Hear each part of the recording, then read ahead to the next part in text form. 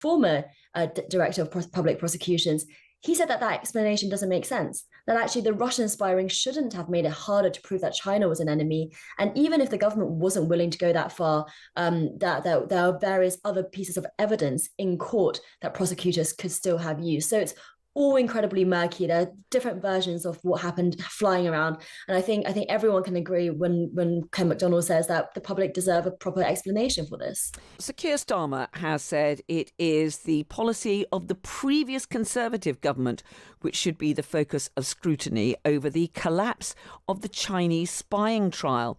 The former Director of Public Prosecutions, Lord MacDonald, has said the public deserve a proper explanation for why the China spy case has collapsed. Christopher Berry and Chris Cash were accused of passing secrets to Beijing, but the charges were dropped after the government would not confirm that China was a threat to national security. That's according to the Crown Prosecution Service. The Tory leader Kemi Badenoch sought to blame the current government for the mess in her conference speech today. Today we learn that Labour deliberately collapsed the trial of two men accused of spying on MPs for China because the Prime Minister wants to suck up to Beijing. This is squalid.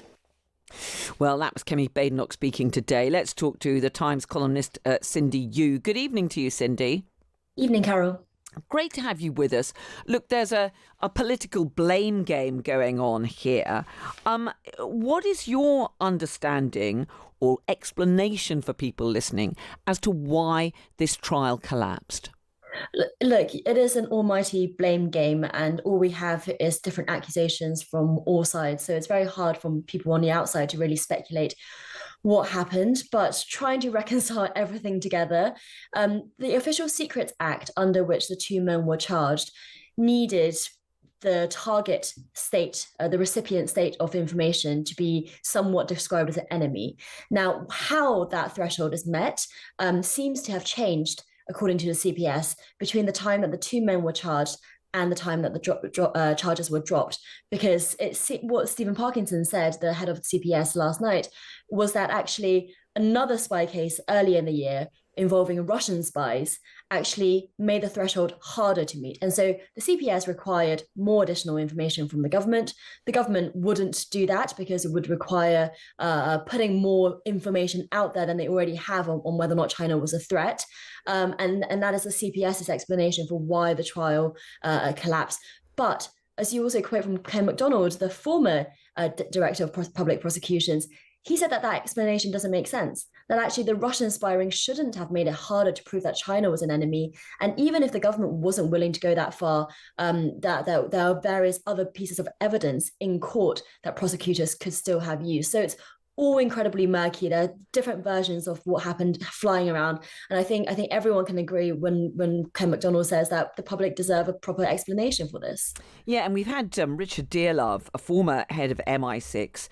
He was speaking to Times Radio earlier today and said the case should be reopened because it does seem as though the reason that these cases collapsed was they could only be deemed, or they could only have a credible case brought against them if China was deemed a security threat. And officials looked at what the threat level was at the time they're accused of carrying out the spying, and said, well, it wasn't. I mean, that has changed now, hasn't it? That designation of the kind of threat that China poses has changed. Well, not technically. The government position hasn't really changed from Labour and from the Tories to Labour. And that is what Keir Starmer is trying to say, that no British recent government has declared China anything like a threat. They use kind of other euphemisms like challenge or competitor or whatever it is. Nobody wants to go that extra mile. That doesn't mean that they can't do it now if they wanted to, if they put their hearts to it. So that's why Keir Starmer's explanation is a bit, it leaves a lot to be desired, because he can't just blame the Tories. If he really wanted to designate China a threat now, he could do that.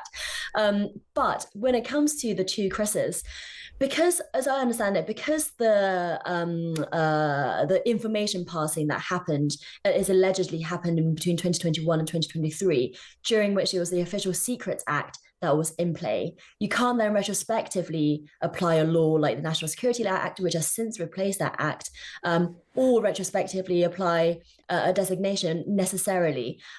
So I think that could be difficult to reopen that case based on changed fact when the actions that are alleged to have happened happen under different circumstances. Just briefly, if you could, Cindy, clearly, as we've been saying, there's a blame game going on.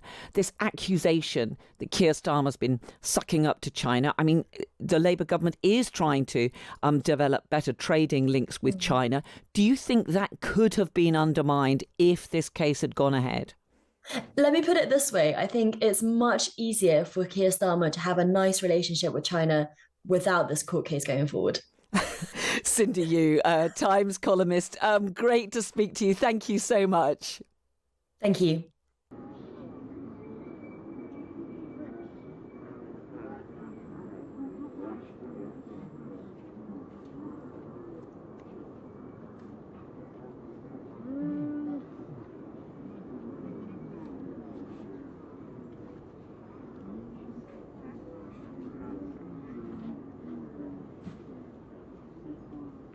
We need to stand up to China and say, you cannot carry on like this, because we are now going to carry through some real threats.